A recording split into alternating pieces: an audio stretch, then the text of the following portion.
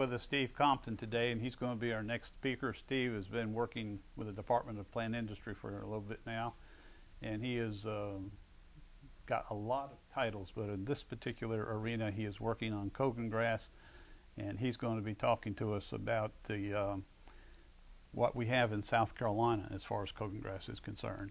Steve, we're glad to have you here in this arena, and tell us what we need to find out about Cogongrass here in our own state. George, thank you. A special thank you for heading up the task force and for working towards eliminating this plant in South Carolina. And as George said, I work in the Department of Plant Industry, and we're the regulatory agency that is in charge of making sure that this plant doesn't spread throughout our state, and we're going to do everything that we can to stop it. We consider South Carolina under attack. Actually, the southern states, if you look at the amount of Cogongrass that's in South Carolina, it's not a tremendous amount, but if you look at what's covering the southeast, there's actually more Cogongrass than there is kudzu. And the Cogongrass was first discovered near the town of Brunson in Hampton County, and until last week we thought that it had been found in 2003. Now we've detected it in 7 counties, and we're wondering if there's more. So that's the main purpose of this survey that we're taking place, and George mentioned that. But we're looking. We need some help out there, and we're going to try to cover a large portion of the state with a lot of volunteers, and those volunteers we hope will learn something today that will enable them to recognize this plant.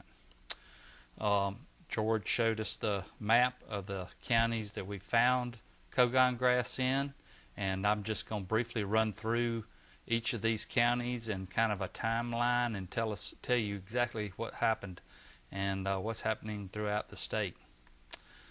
Our first detection, according to John B. Nelson at the University of South Carolina, was in 1987, and this is documented by a herbarium specimen that John has, and we didn't know this until last week, so this is brand new information for us. We didn't know that it existed until 20 years later. So the spot that John found it, and it was verified by other identifiers in Florida as Cogongrass. This is what we believe to be the site that John might have found that specimen, and this is in Hampton County, and Hampton County still is our most infested area.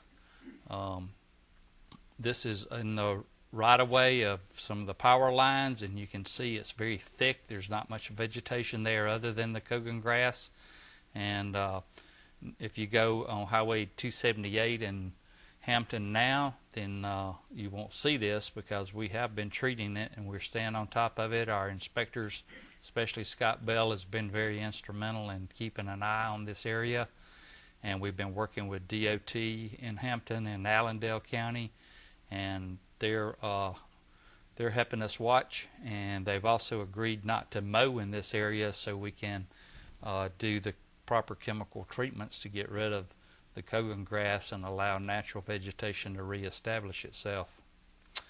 And this is just documentation here showing that Nelson found the Hampton site, which was a grassy roadside southeast of Allendale County, and then it was confirmed by the Institute of Food and Agricultural Sciences in Florida. So 20 years later, Mary Douglas is riding down the highway. Mary Douglas works for USDA APHIS, and she saw the Cogongrass, and she reported it to regulatory officials, and from that time on, we've been working on trying to get rid of it. In 2003, USDA, South Carolina Department, SCDOT, DPI, the railway, which is SCX, and South Carolina Gas and Electric formed a partnership and formed a MOU to eradicate Cogongrass from this area. We didn't know about the other areas at the time. We thought that this was the only infestation in the state. So in 2004, chemical treatments were implemented, and then we found new sites that were near the original site.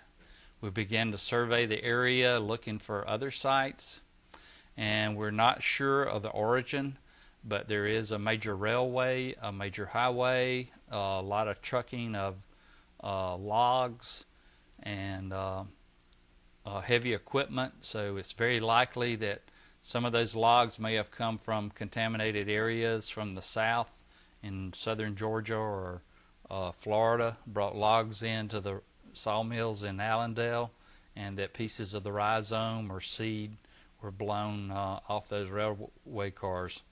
There's other ways it could gotten there. There are a lot of hunters, ATVs, and equipment that move ATVs. They tend to get muddy and dirty out there, and if they came from Florida, which a lot of hunters come to Florida to hunt in South Carolina, then they could have possibly brought that with them.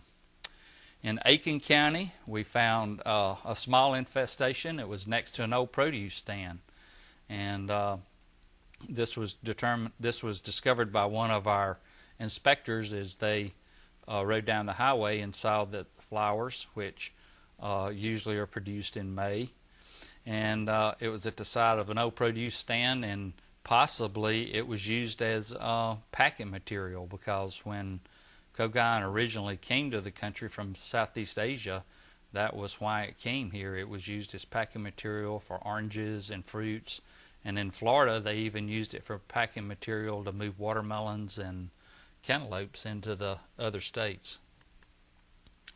This is a photo of the near the produce stand, and you can see that someone's already been through it with a bush hog, so they're probably were spreading it to other areas. This area now has been treated, and we inspected it on a regular basis, and we've not seen any Cogongrass emerge. We hope that maybe our treatment on that one was good, but we're keeping our eye on it. It's about time for Cogongrass to start emerging in the state. As a matter of fact, I got my first call last week from one of our inspectors and said that he found some that was approximately 3 inches tall. In Beaufort County, we have in 2006 2 infestations of the wild form were reported, and unfortunately these plants were dug from wild stands along 278, and they were planted by an unknowing individual. This plant, as George pointed out, is a very beautiful plant, and the person that dug the plant didn't know that it was an invasive species. They thought that it was a native plant, and they brought it and gave it to some of their friends and moved the pots around, and everywhere they went, the rhizomes grew into the earth, and it started some other infestations. Some of the spots that they did have the plants, actually the rhizomes didn't take hold, so we were lucky there. Only 2 places in Beaufort County became contaminated because of this movement. Cogongrass was planted in the landscape. It escaped from the pots via the rhizomes in multiple locations, and then chemical treatments have been implemented. In Pickens County, we have infestations of wild forms that were reported by a botany student from Clemson, and the infestation is at a local apartment complex close to the university, and we believe that it was brought in by contaminated nursery stock. A lot of the landscapers bring nursery stock from the south of here, and these probably didn't have the Cogongrass growing to where they could see it, but when they planted it about 5 years later, the Cogongrass started to emerge, and it got to the point to where it flowered, and when it started flowering, then the student recognized it and called us and told us, so we went out and started doing treatments.